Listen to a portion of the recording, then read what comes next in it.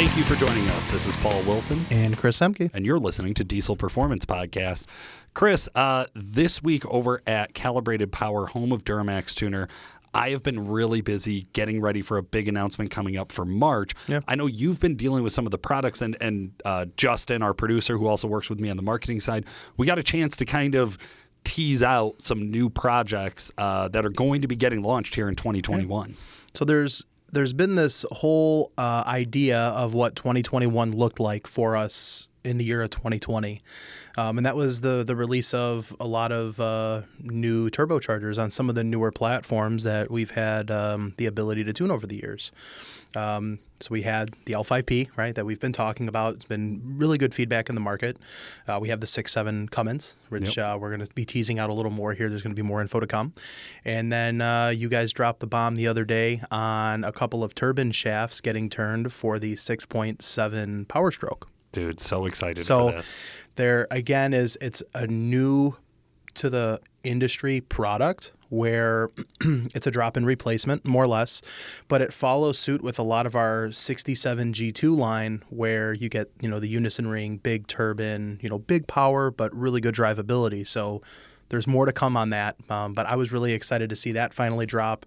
It's been something internally that we've been talking about for so long. I know. So it's really cool to see, our vision in 2020 of what 2021 would potentially look like actually come together. It's nice when plans work. So there'll be more to come on that, for sure. Absolutely. What I'm excited for on that, and when I knew that project was getting real, was when the shop picked up that 2017 regular cab Power Stroke, and I was like, oh, there's a reason. This is a part of a plan. Yep. And like you said, seeing that plan come together is exciting.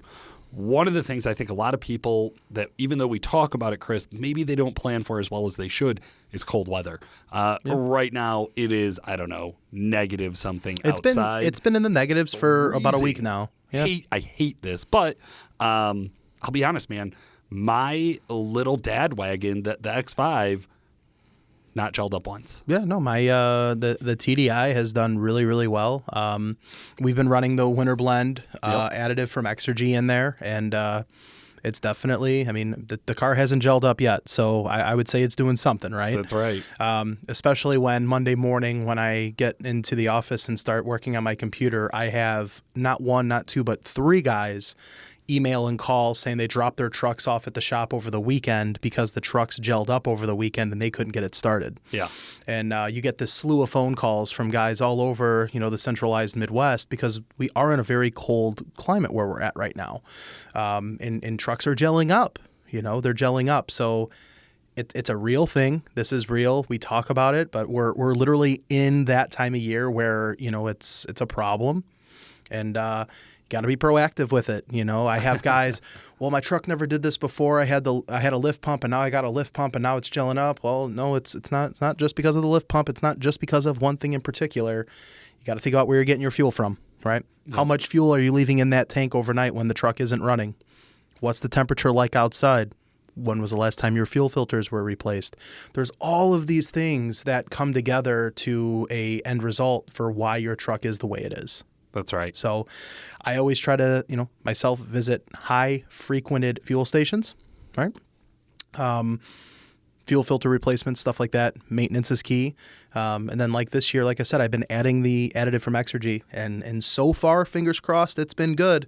Everything, that Randy had in the interview when we talked a few weeks ago seems to be coming full circle. So we'll see. We started off that episode with asking, is this snake oil or is this science?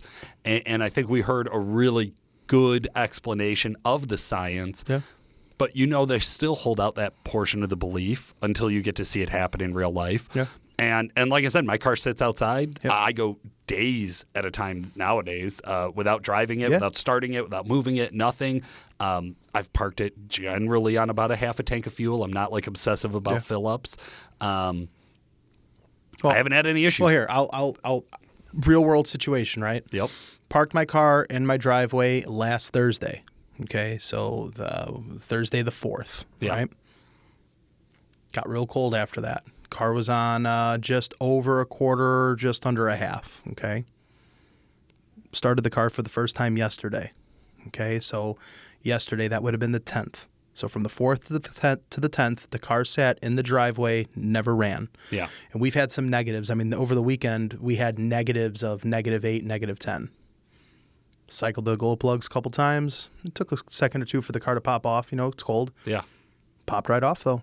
But So to me, that's proof in the pudding, right? Talking about, the ability, Randy had mentioned the Velcro, right? With the paraffins and how they bond and don't bond. There has to be something to be said about it, because I haven't had that issue. Yeah. So, and guys, for those of you not running additive or who are not going to run additive, regardless of what you hear, that's cool. There's other things you could do. There's other things you should be aware of. Diesel 911, it might get you out of a real short pinch and be able to move your truck a little bit, but chances are it's not going to be your solution. Generally, once you have gelled up to the point where you're driving down the road and the truck is shutting off, the only solution is to bring the truck and park it in a heated garage and let the truck thaw out. That's exactly it. That's what you're dealing with at that point. Once the truck gels up, get it in a heated area, get a heater on it. You got to let it thaw, and then you have to replace the filters. Yep. There's going to be more susceptible to that reoccurring that much faster. So. Absolutely. If you have a fast or any lift pump, if you have any lift pump, your external filter is definitely also needs to be replaced under these situations. And also just pay attention to which filter is which. On the older models, you do have the potential to swap your air and water separator with your actual fuel filter. That will cause all sorts of problems as well. Also, check your fuses on your lift pump. So if your truck has gelled up, go and check both of your fuses or single fuse, depending on what setup you have. But yeah, look at these things and think it all the way through. Yep. And that's really our best cold weather situation or cold weather advice that we could give. Chris, before we get too much further, I just want to give everybody a heads up of what we have to expect today. We got a really cool show set up. We talked to Thomas Golz, who is a guy who is an enthusiast that has gone from tractors to actually teaching himself how to tune.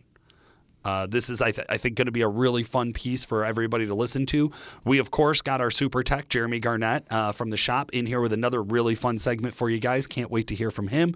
And, of course, at the very end of the show, we'll have a bit of a knowledge base article for you guys, just trying to share some information with everyone. For now, let's kick it over to a word from our sponsors. XDP coolant filtration systems help increase the longevity of your cooling system by filtering out contaminants before reaching vital engine components. The coolant filtration system is designed to catch any debris floating in your cooling system before it gets caught in important components like your EGR cooler. The system is designed with easy-to-install pre-assembled silicone hoses and specially made mounting brackets so you can bolt this kit on with basic hand tools. Each kit includes a billet CNC machine aluminum filter base that is anodized with a black finish for superior underhood aesthetics. The included ball valves allow for minimal coolant loss during filter replacements, as well as a shutoff to bypass the system if needed. To find out more about XDP's line of coolant filtration systems, check out xdp.com or find a local dealer near you. You guys know today's other sponsor is Exergy Performance, and today we're talking about their Winter Blend Fuel Additive. Now, this is SKU numbers E09000014 and also 00016. It depends on what size bottle you want. This supports all diesel vehicles, so if you're listening to the show, you presumably will want to perk up here and go grab yourself some of this stuff. Chris and I are right now underway on doing some testing with it ourselves. Exergy Performance Diesel Additive Winter Blend provides the ultimate in protection and longevity for the diesel injectors and fuel pumps by increasing the fuel's lubricity to exceed the recommendations of the Engine's Manufacturers Association and provides exceptional protection against corrosion. The Winter Blend chemically alters diesel fuel to ensure engines remain operable in freezing climates by reducing paraffin wax precipitation. Cold starts, fuel economy, and power are also improved by increasing the diesel fuel's cetane by up to 5 points and cleaning internal components. Also, we always want to give our shout out to another one of our sponsors is WCFAB. That's Worley Custom Fabrication. Today we're talking about their 2017 to 2019 L5P Duramax 4-inch intake kit with airbox. This is WCF 100344. The WCFAB 2017 to 2019 GM L5P 6.6 liter Duramax 4-inch intake kit and airbox is the high-flow fabricated aluminum intake pipe and airbox enclosure with dry filter assembly that replaces the restrictive plastic factory parts on your diesel. This will improve your overall engine performance. This all-new design significantly increases airflow to your turbo, producing improved horsepower and torque, quicker throttle response, and cooler intake temperatures by drawing cold air through the ram air duct and inner fender. Their all-aluminum construction features a large diameter 4-inch piping with smooth aerodynamic bends to improve intake air velocity, volume, and provide more aggressive engine and turbo sound during acceleration. High-quality hardware, silicone boot, seals, and stainless steel T-bolt clamps enclosures are optimum for durability with ease of installation. The removable airbox lid allows for easy visual inspection and maintenance of your WCFAB filter with included hydrophobic pre-filter cover. This will help keep your MAF sensor, turbo, and engine airways contaminant-free. The critical ram air duct seal has been moved to the bottom of the hood for a clean engine compartment appearance. Full assembly finished in your choice of WCFAB's signature custom powder coat colors for a look that's unique to your truck. This installs easily with basic hand tools, does not require any additional tuning, and is completely bolt-on, and it'll fit with no other required modifications. It is not compatible with the WCFAB intake resonator pipe. All right, Chris. So we got to hear from XDP and WCFAB and, of course, Exergy Performance. Guys, again, if you like our show, please go check out our sponsors. Those three, along with Duramax Tuner, they're the ones who give us the ability to make this show for you, and you could really show your patronage by even just visiting their Facebook pages or Instagram accounts and just giving them a like or giving them a follow. Yeah. Or go ahead and tag us in a post on any of those pages. Yeah, We'd really appreciate that. Yeah, absolutely. Chris, for now, Thomas Golz is somebody who you've had some experience working with. He's somewhat local to us. He's in our general region. A couple hours north of Wisconsin. I think this interview resonates well with a lot of guys that ask the question of, I want to learn how to tune a truck. How do I get started? Right? There's a lot of really good resources on the internet if you're resourceful enough. And I think this is kind of like an eye-opener as to one avenue that you could potentially go down. Thomas Golz has been doing this for a little bit, right? And he's learned a lot along the way, and he's really excited, I think, to share with what his path has been. So let's kick it over to that interview. Thomas, how the hell are you? Pretty good. How the fuck are you? I'm doing good, man. Thanks for asking. Thomas, I'm really excited to have you on the show today and dive into your experience of kind of teaching yourself how to tune. But first, man, get us started. How did you first come into diesel performance? Well, I grew up on a farm here in southern Wisconsin. And we have, of course, tractors. They were all diesel. And once I turned 16, my father bought his first, it was an 05 LLY Duramax, single cab, long box.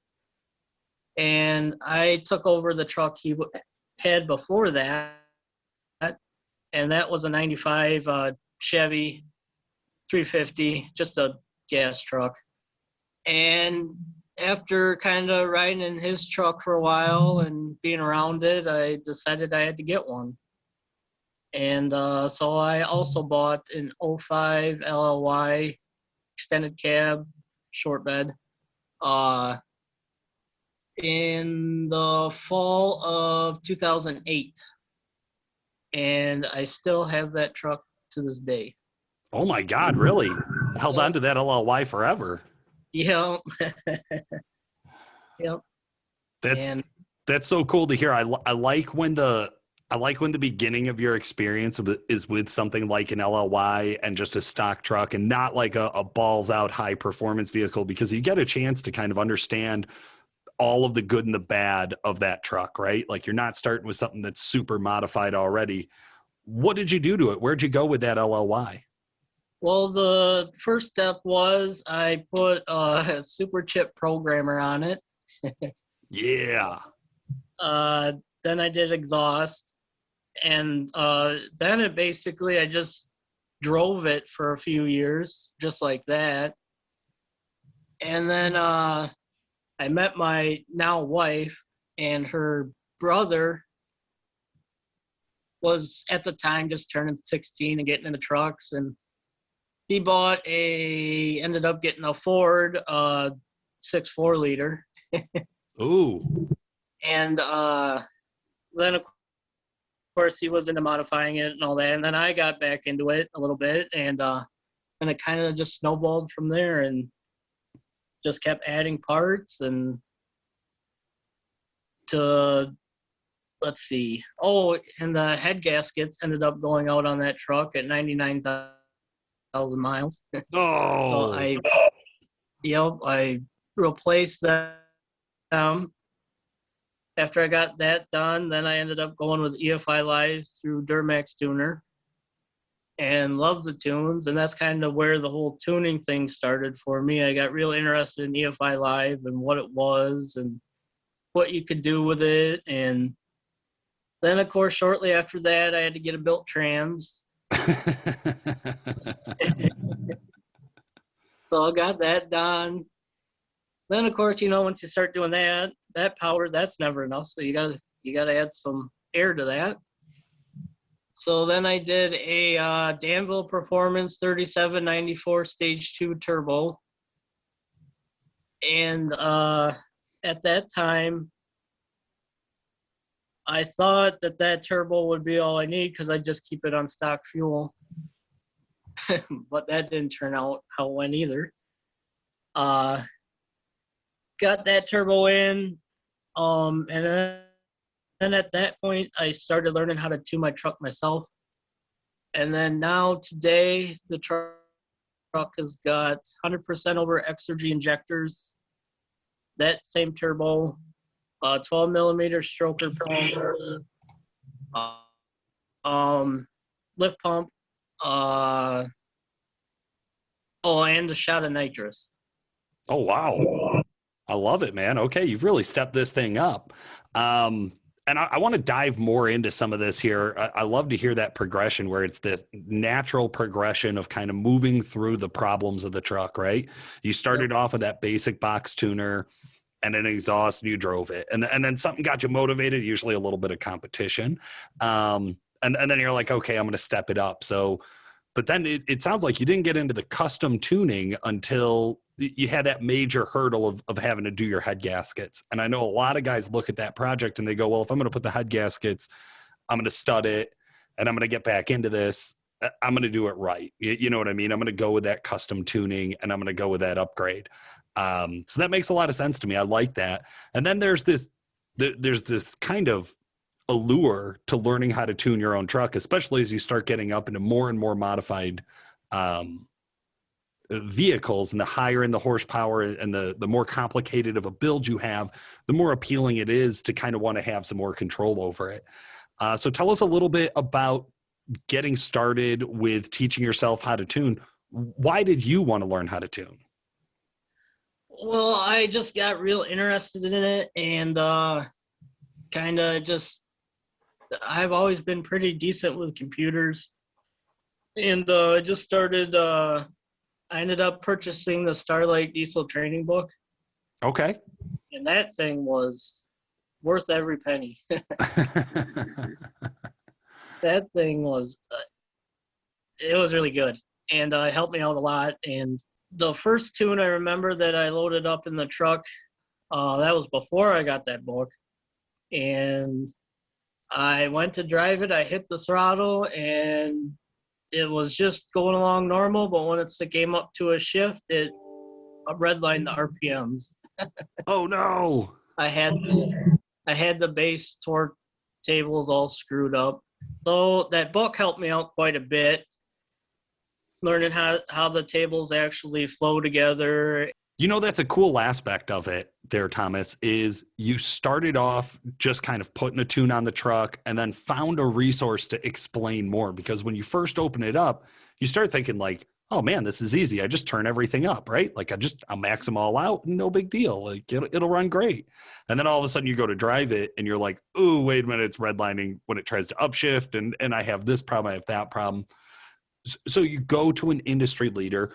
We love the guys over at Starlight, Zach and the whole crew, great group of guys. And I know that training manual you're kind of talking about, it's a great entry level spot to just kind of say, hey, if you're interested in this, this is a good piece of information. This is a good resource you're going to use for a long time. What are some of the other resources you use besides that book to kind of help get you started and answer some of your questions? And then I also did the HP Academy diesel tuning course. Awesome. That your boss Nick teaches.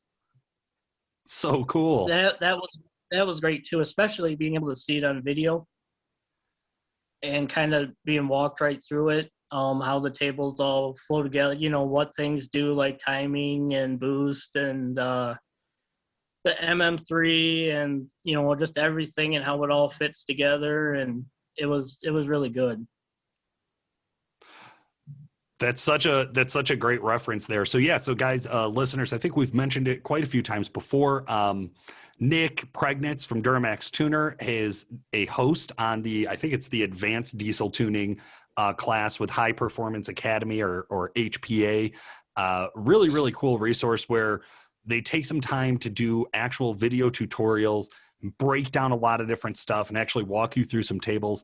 I've gotten to get involved on shooting some of the worked examples with Nick. So really cool projects where we take a real truck in the real world and put it on our dyno and walk you through it start to finish. And you kind of get to see that process and understand it. And it's not really tied to any one software. Now, I wanted to bring that up. On the Starlight, that is exclusively EFI Live branded tuning training, correct? Yep. So EFI Live's probably the most popular, or at least in the top 2 most popular custom tuning formats or hardware software solutions for custom tuners to work with on definitely Duramaxes and probably just most diesels. But there's a lot of other ones out there. EasyLink is out there. HP Tuners is out there. MM3. The list goes on. I know there's a lot of stuff for the Fords that I'm not savvy to. Have you used anything else besides EFI Live as you start building your kind of experience with tuning? Yes, actually, my brother-in-law ended up buying a 03, or it was a 04.5 Cummins, built motor, S476 turbo, 150 over injectors, twin CP3 pumps. And so I bought and he wanted me to tune it. So I bought HP tuners to learn how to tune that truck. And that thing was a blast to tune. Why was that? What was fun about tuning that truck? Oh man, it was just the small changes, and you would be going 40 miles an hour and just step on it once that turbo lit. Oh man, it was just breaking the tires loose, and it was a blast to tune that truck. That brings up a good point, Thomas, and that's experience, right? So making small changes, that's something that somebody with experience does when they start out on building a tune, especially on a new platform with a new software, right? Because you had never tuned that type of truck before or used that software to tune before. Yeah. So you don't go in and just max out your fuel table when you have experience, right? No, that'd be bad. Walk me through, what does it look like? So you're sitting down with a brand new platform, a brand new type of software, and you want to get started. Maybe you do have, some years of some mild tuning, some Duramaxes in the background. What does that day look like? Lots of data logging, and then just staring at the computer, trying to figure out what tables go. Obviously, the throttle-based injection quantity is first. So you try to get that up so it's getting like 140 MM3 for the Cummins or whatever it is. Like, can't remember off the top of my head. Sure. But get that up there, and of course you got to take into account the injectors. So you kind of got to take away from the bottom right-hand corner, so you're not overfueling the truck. And you got to get that all straightened out, make sure you're not hitting any limiters and you're getting full fuel. And then you can start turning up the fuel a little bit. And with that, I use a timing calculator to help with the timing and get that all nice and smoothed out, smooth out your fuel pressure base tables, and just make sure you're getting full fuel everywhere. And you can start working on your boost to clean up the smoke, which on those trucks, there's, not really much you can do. You just can't overfuel it. Sure. And then just lots and lots of data logging. Just hours of it.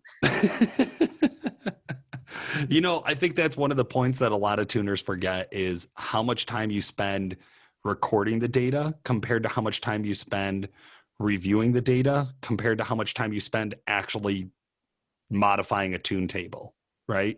Because you might make a very small incremental change across the table, go out and run a data log. Well, you usually are going to run it for more than just 2 seconds. So you're usually going to go drive up and down the road and put it into a couple different driving habits or driving situations so you can see how that change is going to respond, not just at peak power, but across all of the drive or most of your driving operation range.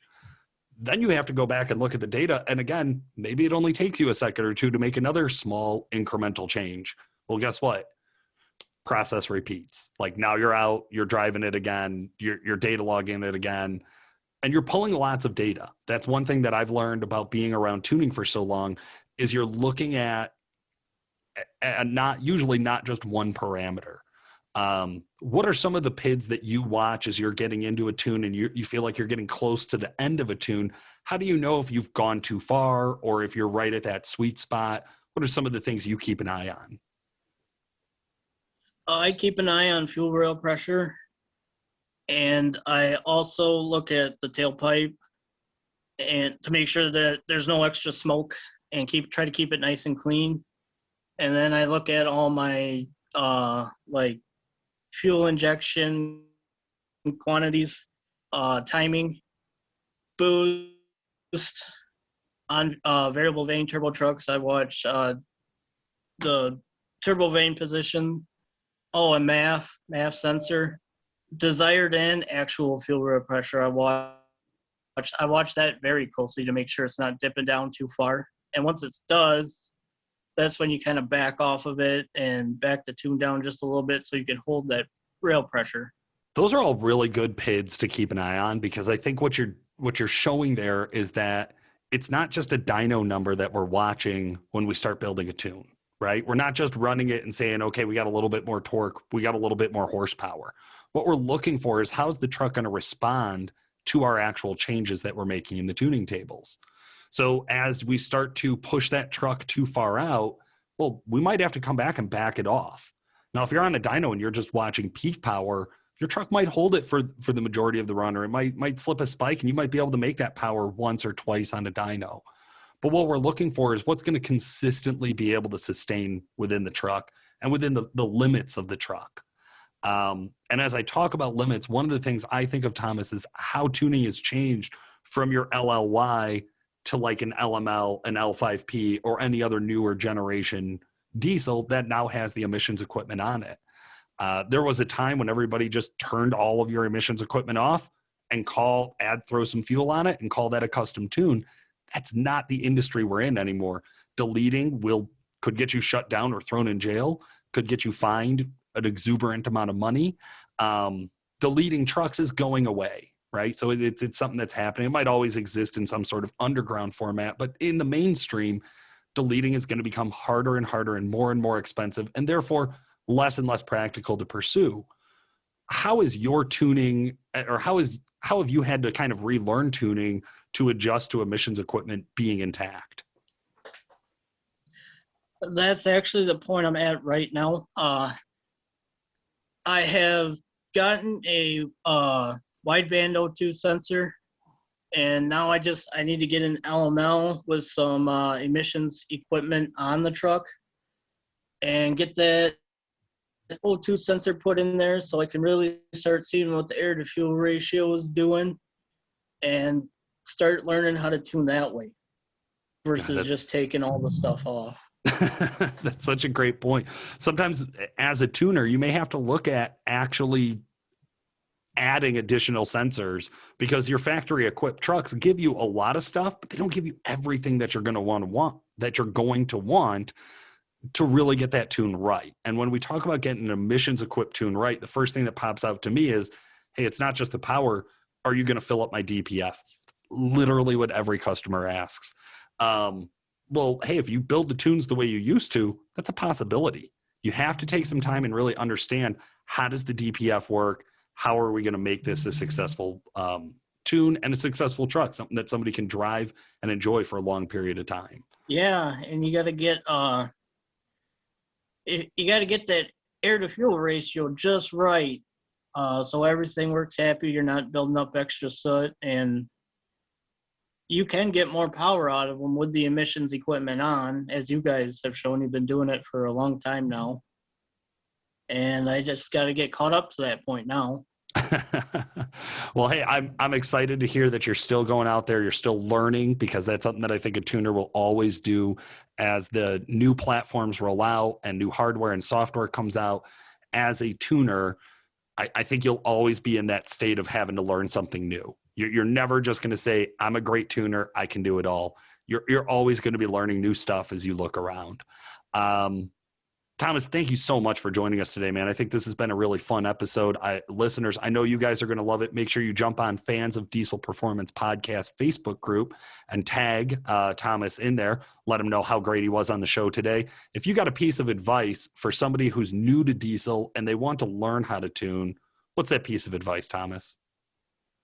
The resources are out there if you're looking to get into it, and I would definitely go with the HP Academy training course and the Starlight Diesel book if they are still selling it. I'm not sure if they are or not, but it was a really good book. And awesome. Just sit down and just study data logs and just plug away at it. You'll get it eventually. I love that. You'll get it eventually. That's good stuff, man. I think that's really a very honest way of looking at how you're going to learn how to tune. You're not going to go take a 4-year degree and spend 5,000 hours in training. You're going to get a little bit of training, and you're going to need to get a lot of experience. Who would you like to give a shout out to? My wife and my son, who's now 2. And I'd like to give a shout out to you guys as well. I'm a dealer for Duramax Tuner and can also get tunes from you guys. So, well, that's awesome, man. I appreciate it. I work with Chris, and he's been really good to deal with and really happy with it. That's awesome. Well, hey, we won't tell Chris that you had anything nice to say about him. Guys, stick around. Coming up next is going to be our In the Shop segment with Super Tech Jeremy Garnett. Jeremy Garnett, how the hell are you? I'm good. How are you? I'm doing great. Thanks for asking. Jeremy, we're really excited to have you here. Of course, you're our Super Tech here for our In the Shop segment. What's the truck we're talking about today? We got an LML today. Oh, I love it. What year? 2014. 2014 LML Duramax. Yep. This is well known as one of my favorite trucks.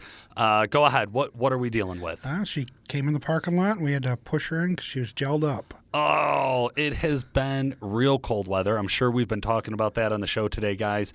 We've been down in the negatives. We've had real nasty wind chills. A lot of guys parking their trucks outside. Once it's gelled up, you probably need to get parked inside to get back to life. What happened with this one? It's what we did first is we pulled it in and just let it thaw out, hooked a low pressure gauge up to it, make sure that it was actually gelled up, and that was the problem. Okay. Make sure that it did have FAS on it. Make sure that the FAS is actually working or not working at that point. We determined that it wasn't working. So check the fuses, make sure the relay's working, and everything's good. Let it sit for a couple hours, turn the key back on, FAS starts up. Nice. So at that point, we go and we start changing filters, both FAS filters, and then this one still had the factory filter on it too. So we go ahead and we replaced all 3 and got her running, and then go through all the motions to make sure everything else is okay. Now that is a key element here, though, right? Is we get done with doing your kind of basic overview. Hey, we verified, yeah, we know it's gelled. Okay, we let it thaw out. We did the filter replacements. Everything's good and working again. You don't just give it back to the customer at that point. Well, we recommend that he get the fuel out of it, go top it off at a good known gas station, like a truck stop or something that where you have good fuel. Yeah. You know, some of these places that you just don't know the fuel. And then told them not to, put the diesel 911 or anything in it after the fact. Yeah. Try to put the stuff in it before it gets too cold. So. That's the killer, man. Preventative maintenance. All right. Well, hey, what's today's pro tip? Sometimes you just got to take it slow and just sit back and get all the data. I like that.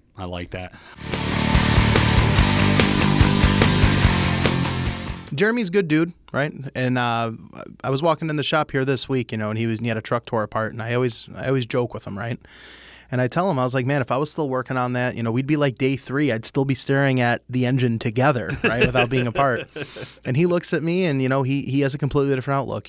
Someone that is definitely comfortable with his day to day, and I think that shows with these pro tips. So absolutely, it's really cool stuff. Cool, guys. Well, hey, for today, I just want to say thank you so much for listening. This has been Paul Wilson and Chris Emke. Stick around for our knowledge base article coming up next. Hi, this is Sean Lynn from Duramax Tuner, and today's knowledge base article is how to install EasyLink tunes on your truck. Step 1, download the EasyLink app on your smartphone or tablet. Step 2, create an account using your email address. Step 3, log into your email and confirm the account setup. Step 4, plug the auto agent into your OBD2 port. Step 5, if you have a Cummins, you must plug in the unlock cable. Step 6, turn the key to the run position, engine not running. Step 7, once the light on the auto agent turns blue, go into your Wi-Fi settings and select the EasyLink Wi-Fi connection. Step 8, return to the EasyLink app. Step 9, click on the main menu in the upper left corner, 3 horizontal lines. Step 10, select Vehicle.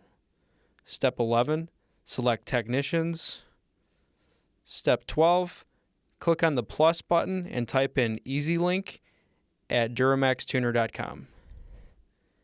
Step 13, click the arrow until you get back to the main menu and then select ECU Profiles. Step 14, select the ECU profile that matches your truck setup. Step 15, follow the app's instructions to turn the key on and off from there. I like that.